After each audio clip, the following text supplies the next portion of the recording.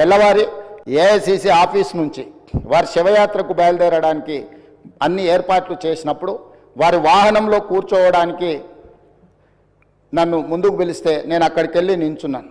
పక్కన ఒక మహిళ నించొని మీరు ఎవరు అని అడిగింది. నేను వారిని ఎవరో సహజంగా అక్కడికి వచ్చిన వారికి నివాళులు అర్పించడానికి వచ్చిన వాళ్ళు ఎవరో అనుకొని చాలా క్యాజువల్గా మాట్లాడాను అధ్యక్ష. కాసేపు అయినాక మాట్లాడితే వారు మన్మోహన్ సింగ్ గారి రెండవ కుమార్తె. అంటే ఎంత సింపుల్గా ఎంత నిరాడంబరంగా వారి రెండవ కుమార్తె అక్కడ నించోవడం అనేది ఆ కుటుంబం యొక్క నిరాడంబరత. అంటే ఒక ప్రధానమంత్రిగా 10 సంవత్సరాలు, ఆర్బీఐ గవర్నర్గా, ఆర్థిక మంత్రిగా వివిధ హోదాలలో ఈ దేశానికి సేవలు అందించిన మన్మోహన్ సింగ్ గారి కుటుంబము అంత నిరాడంబరత ప్రదర్శించి అంత సామాన్యులు అక్కడికి వచ్చిన వారి అభిమానులు వారి శ్రేయోభిలాషుల మధ్యలో నించొని వారి నివాళులు అర్పించే కార్యక్రమంలో పాల్గొన్నారంటే వారు ఒక గొప్ప విలువలతో వాళ్ళ పిల్లలని వాళ్ళ కుటుంబాన్ని ముందుకు నడిపించిండు. వాళ్ళ కుటుంబానికే కాదు అధ్యక్ష, ఈరోజు ఈ దేశ యువకులకు అందరికీ కూడా డాక్టర్ మన్మోహన్ సింగ్ గారు ఆదర్శము.